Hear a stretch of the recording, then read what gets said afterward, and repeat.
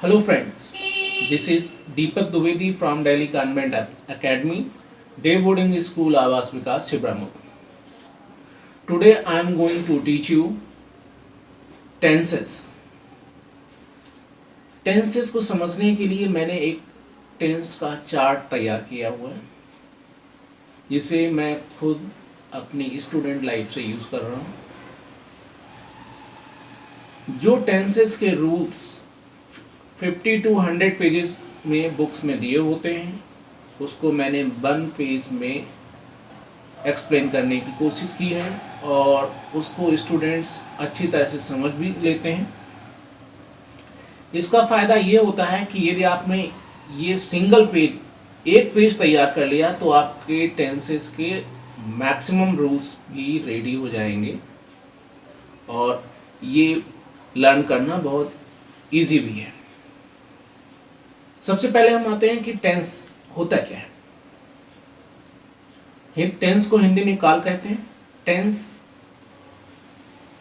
3 तरह के होते हैं, प्रेजेंट, पास्ट, फ्यूचर। प्रेजेंट जो चल रहा है, पास्ट जो हो चुका है और फ्यूचर जो होगा। हर टेंस के 4 सब टेंसेस होते हैं, इंडेफिनिट, कंटिन्यूअस, परफेक्ट और परफेक्ट कंटिन्यूअस। तो इस तरह से कह सकते हैं कि टोटल 12 टेंसेस हो गए या सब टेंसेस हो गए।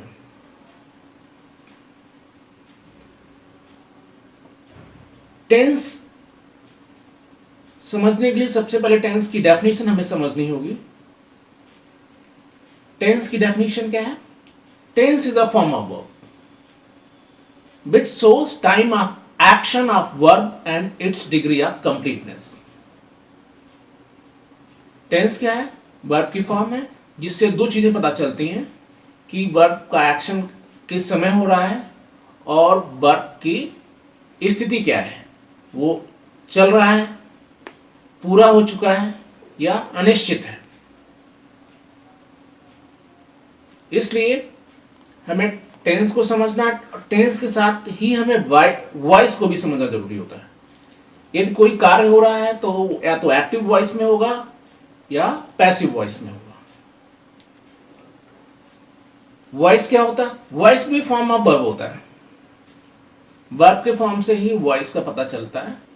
Voice is a form of verb which shows whether subject is acting or acted upon. यहां पर वॉइस ये बताता है कि सब्जेक्ट काम कर रहा है या सब्जेक्ट के ऊपर काम हो रहा है। जैसे राम किल्ड अ टाइगर, यहां पर एक्शन है किल करने का। इसको परफॉर्म कौन कर रहा है? राम, तो राम डूअर हो गया। किस पर किया गया? टाइगर पर, टाइगर रिसीवर हो गया।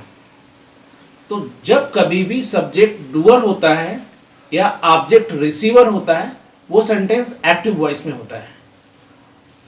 जिस सेंटेंस में सब्जेक्ट रिसीवर होगा, ऑब्जेक्ट डूअर होगा, वो पैसिव वॉइस होता है। तो टेंस में हमें वॉइस को भी समझना बहुत जरूरी होता है। बिना वॉइस को समझे टेंस को सही से नहीं समझा जा सकता है। जैसे कि स्क्रीन पर देखेंगे, यहां पर टेंस और वॉइस की दोनों की डेफिनेशन दी हुई है। Tense is a form of verb which shows time of action of verb and its degree of completeness. नीचे वॉइस दिया, voice is a form of verb which shows whether subject is acting और acted upon. अब नीचे आते हैं, जो मैंने chart तैयार किया हुआ है। इस चार्ट में फर्स्ट कॉलम में टेंस नेम है, सेकेंड कॉलम में हेल्पिंग वर्ब, एक्टिव वॉइस की helping verb present indefinite tense या जिस भी टेंस में क्या होगी। Next finite verb, active voice में कौन सी यूज होगा। हिंदी पहचान क्या होगी और use of helping verb, helping verb को हम कैसे यूज करेंगे। साथ में ही पैसिव वॉइस की हेल्पिंग वर्ब क्या होगी। ये 6 कॉलम्स में आप समझ सकते हैं। फर्स्ट टेंस पर आते हैं, प्रेजेंट इंडेफिनिट। या simple present tense. Present indefinite को ही सिंपल प्रेजेंट टेंस भी कहते हैं। इसकी दो हेल्पिंग वर्ब्स होती हैं, डू और डज। अब आता है कि वर्ब फॉर्म्स हम कौन सी यूज करेंगे। हर वर्ब की 5 फॉर्म्स होती है। यहां पर शॉर्ट में एक्सप्लेन करने के लिए हमने वर्ब की फर्स्ट फॉर्म को V1 की तरह लिखा हुआ है, वर्ब की सेकेंड फॉर्म को V2 की तरह लिखा हुआ, वर्ब की थर्ड फॉर्म को V3, वर्ब की ING फॉर्म को V4 एंड वर्ब की SAIS फॉर्म को, सिंगुलर फॉर्म जो होती है उसको V5 की तरह हमने लिखा है। तो प्रेजेंट इंडेफिनिट टेंस में वर्ब की फर्स्ट फॉर्म आती है, लेकिन it's subject he, she, it. ये देखेंगे ही, शी, इट सिंगुलर, ही हो, सी हो, इट हो या सिंगुलर हो और डज ना दिया हो तो वर्ब की फिफ्थ फॉर्म आएगी। फिफ्थ फॉर्म कैसे बनाते हैं ये मैंने पिछले वीडियो में एक्सप्लेन किया था कि जिस वर्ब के लास्ट में SS, SH, CH, X, O आता है उसमें हम ES लगाते हैं। जिस वर्ब के लास्ट में Y से पहले कॉन्सोनेंट हो तो Y को हटाकर IES लगाते हैं और सभी वर्ब्स में S लगाकर वर्ब की फिफ्थ फॉर्म बनाते हैं। हिंदी पहचान क्या है? कई बार बुक्स में दिया रहता है कि जिस वाक्य के अंत में ता है, ती है, ते है, तो मैं थोड़ा यहाँ पर सुधार करना चाहूंगा। जिस वाक्य की क्रिया के अंत में यदि ता है, ती है, ते हैं, ता हूं, ते हो आए, तो वो सेंटेंस अधिकतर प्रेजेंट इंडेफिनिट होता है। यूनिवर्सल नहीं है। बहुत सारे ऐसे सेंटेंसेस हैं जिसके लास्ट में ता है, ती है, ते है आएगा और प्रेजेंट इंडेफिनिट वो नहीं होंगे, लेकिन मोस्टली सेंटेंसेस में ऐसा होता है जब कोई। तो इसके साथ एक चीज और देखनी है कि प्रेजेंट में कार्य बार बार होता हो या आदत वाली बात हो। जब प्रेजेंट टेंस में कोई कार्य बार बार होता है, आदत वाली बात होती है, हैबिट वाली बात होती है, यूनिवर्सल ट्रूथ होता है, तो हम प्रेजेंट इंडेफिनिट टेंस ही समझते हैं। यहां हेल्पिंग वर्ब कब यूज करेंगे तो डू डज इसकी हेल्पिंग वर्ब है और डू डज का यूज हम इंटरोगेटिव और नेगेटिव में करेंगे। Use with interrogative and negative sentences. Does for he, she, it singular. Does जब सब्जेक्ट ही, शी, इट या कोई सिंगुलर सब्जेक्ट हो तो हम डज का यूज करेंगे। आई, वी, यू, दे या प्लूरल सब्जेक्ट हो तो हम डू का यूज करेंगे। Do for I, we, you, they plural. यही पैसिव वॉइस में देखेंगे।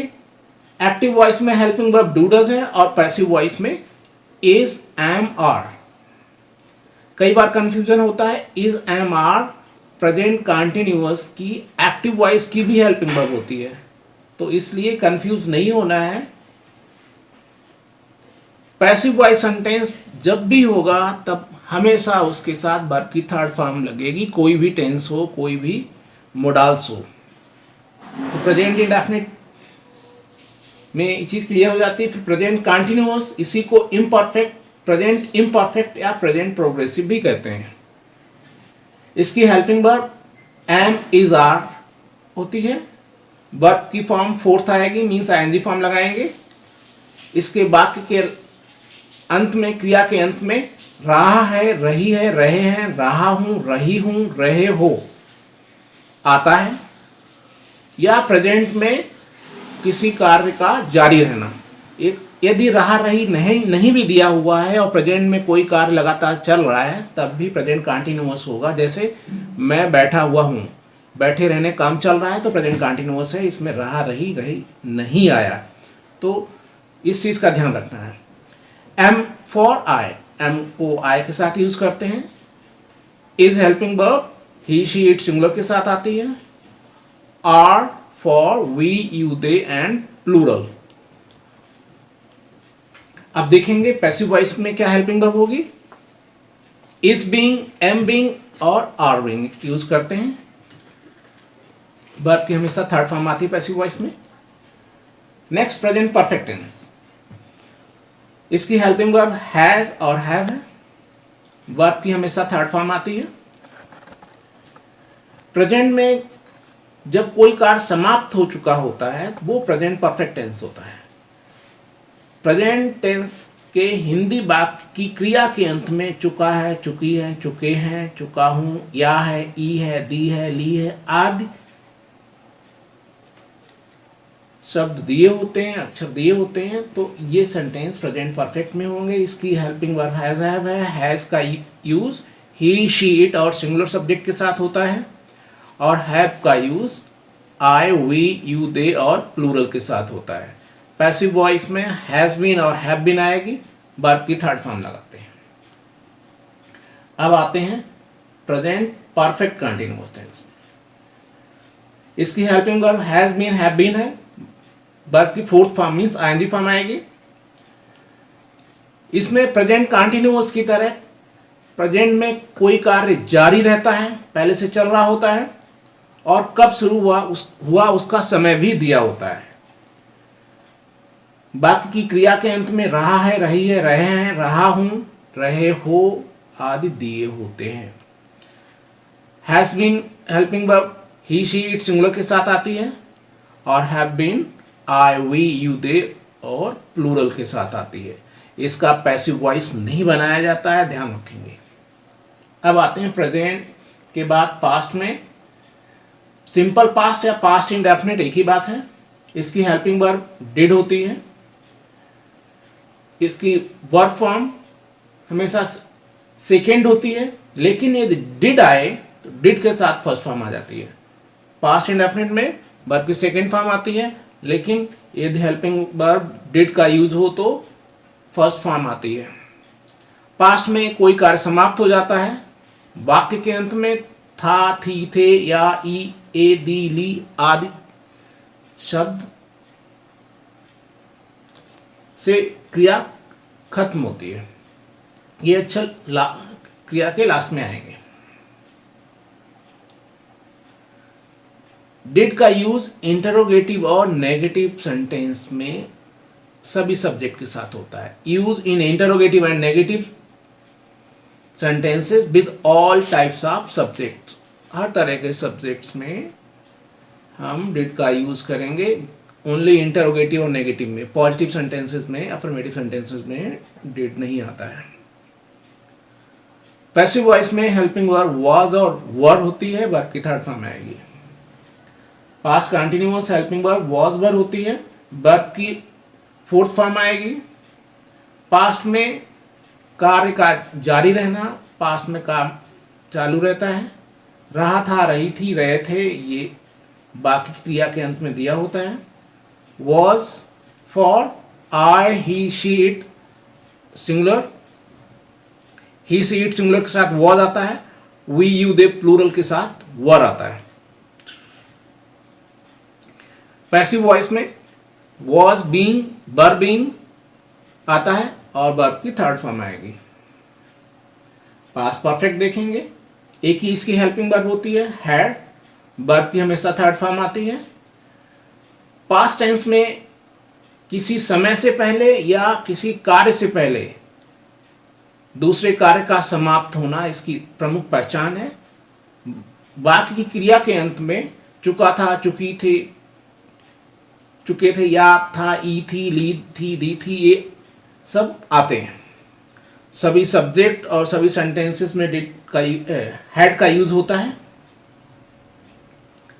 पैसिव वॉइस में वर्ब की थर्ड फॉर्म के साथ हैड बीन आएगा। अब आते हैं पास्ट कंटिन्यूअस में। Past perfect continuous. Past perfect continuous में हेल्पिंग वर्ब हैड बीन हो गया, वर्ब की fourth form means ING form आएगी। पास्ट टेंस में कोई कार्य जारी रहता और कार्य शुरू होने का समय भी दिया होता है। बाकी की क्रिया के अंत में रहा था, रही थी, रहे थे दिया होता है। हैड बीन का यूज सभी सब्जेक्ट्स और सेंटेंसेस में होता है। इसमें ध्यान रखेंगे जितने परफेक्ट कंटीन्यूअस टेंस होते हैं उसमें टाइम से पहले सिंस या फॉर का यूज जरूर होता है। पास्ट परफेक्ट कंटिन्यूअस टेंस का भी पैसिव वॉइस नहीं बनता है। अब आते हैं सिंपल फ्यूचर या फ्यूचर इंडेफिनिट टेंस। इसकी दो हेल्पिंग वर्ब्स हैं, शैल, विल। शैल को कुछ लोग शाल भी प्रोनाउंस करते हैं, ध्यान रखेंगे। वर्ब की फर्स्ट फॉर्म आएगी। फ्यूचर में कोई कार्य होगा, ये टेंस ये बताता है। वाक्य की क्रिया के अंत में गा, गी, गे आता है। आई और वी के साथ शैल आएगा और सभी के साथ विल का यूज करेंगे। लेकिन कुछ और भी कंडीशंस हैं जहां पर जब हमें वाक्य को स्ट्रेस करना हो, प्रॉमिस करना हो, तो शैल की जगह विल और विल की जगह शैल होता है। पैसिव वॉइस में शैल बी और विल बी का यूज होता है, वर्ब की थर्ड फॉर्म आएगी। अब आते हैं फ्यूचर कंटिन्यूअस या future perfect tense. Active voice में शैल बी, विल बी आएगा, वर्ब की फोर्थ फॉर्म आएगी। फ्यूचर में कोई कार्य जारी रहेगा, ये इस तरह का सेंटेंस होता है। इसके लास्ट में रहा होगा, रही होगी, रहे होंगे, रहा होगा, रही होंगी आदि दिए रहते हैं। आई वी के साथ शैल बी और सभी के साथ विल बी का यूज होता है।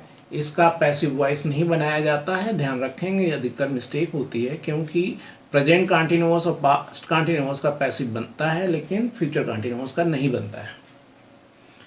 फ्यूचर परफेक्ट में हेल्पिंग वर्ब शैल हैव और विल हैव है, वर्ब की थर्ड फॉर्म आती है। इसमें फ्यूचर में किसी समय से पहले कोई कार्य समाप्त हो जाता है। वाक्य की क्रिया के अंत में चुका होगा, चुकी होगी, चुके होंगे, या होगा, दी होगी, ली होगी आदि दिए होते हैं। आई और वी के साथ शैल हैव और सभी के साथ विल हैव आएगा। पैसिव वॉइस में शैल हैव बीन और विल हैव बीन का यूज करते हैं, वर्ब की थर्ड फॉर्म आएगी। फ्यूचर परफेक्ट कंटिन्यूअस की helping verb shall have been, will have been होती है, वर्ब की फोर्थ फॉर्म आती है। फ्यूचर में कोई कार्य जारी रहता है और कार्य शुरू होने का समय भी दिया होता है। वाक्य की क्रिया के अंत में रहा होगा, रही होगी, रहे होंगे, रहा होगा रहता है। शैल हैव बीन का यूज आई वी के साथ होता है और विल हैव बीन का यूज और सभी सब्जेक्ट साथ आता है। इसका भी पैसिव वॉइस नहीं बनता है। दोस्तों एक चीज ध्यान रखेंगे, यदि आपने इस टेंस चार्ट को अच्छी तरह से रिवाइज कर लिया, तैयार कर लिया, तो आपको किस टेंस में कौन सी हेल्पिंग वर्ब लगानी है, कौन सी वर्ब फॉर्म लगानी है, किस सब्जेक्ट के साथ कौन सी हेल्पिंग वर्ब आएगी, इस तरह की मिस्टेक्स नहीं होंगी। अधिकतर यही मिस्टेक्स जब आप कुछ लिखते हैं या बोलते हैं तब होती हैं। तो इस टेंस चार्ट को आप बार बार रिवाइज कीजिए। फिर भी कोई डाउट रह जाता है तो आप मुझे लिखिए। ये सेशन मैं अब यहीं समाप्त करता हूं। आपने यदि मेरे चैनल को सब्सक्राइब ना किया हो तो सब्सक्राइब कर लीजिए। वीडियो पसंद आए तो लाइक कीजिए, शेयर कीजिए और बेल आइकॉन को भी प्रेस कर दीजिए, जिससे कोई नया वीडियो जो हम डालते हैं तो आपको उसकी इंफॉर्मेशन मिल सके। Thank you for watching video.